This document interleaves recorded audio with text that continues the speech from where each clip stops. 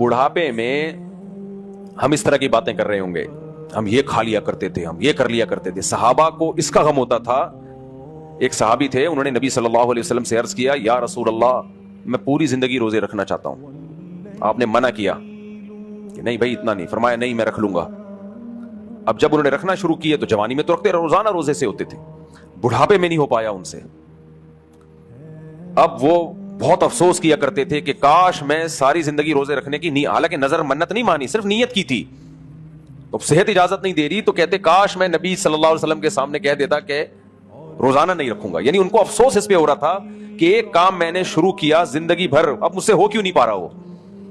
اور میرے اور آپ کا کیا حال ہوتا ہے, میں 2 پراٹھے کھایا کرتا تھا, کاش اب بھی کھا سکتا. اب مجھ سے ایک سے زیادہ ہضم یہ ہے یا نہیں ہے مجھے بتاؤ, اس میں کوئی شک ہے؟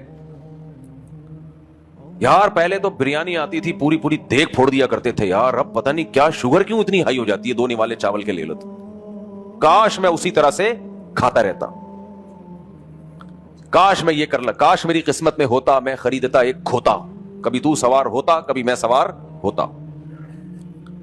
صحابہ کے جو معیارات تھے نا وہ بالکل نبی صلی اللہ علیہ وسلم جب اسلام دنیا میں آیا نا, اسلام سے پہلے ان کی بھی یہی حالت تھی. وہ بھی انہی چیزوں پہ فخر کرتے تھے, وہ بھی انہی چیزوں پہ فخر کرتے تھے.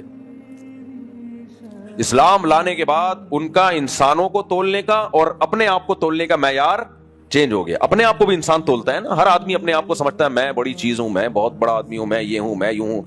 بھائی آپ خواہشات پہ کتنا کنٹرول کر سکتے ہو, اللہ کے لیے کتنی قربانیاں دے سکتے ہو, اس سے آپ کو وزن کا اندازہ ہوگا. اور یہ آپ نہیں بتاؤ گے, یہ دوسرا بتائے گا آپ کے بارے میں.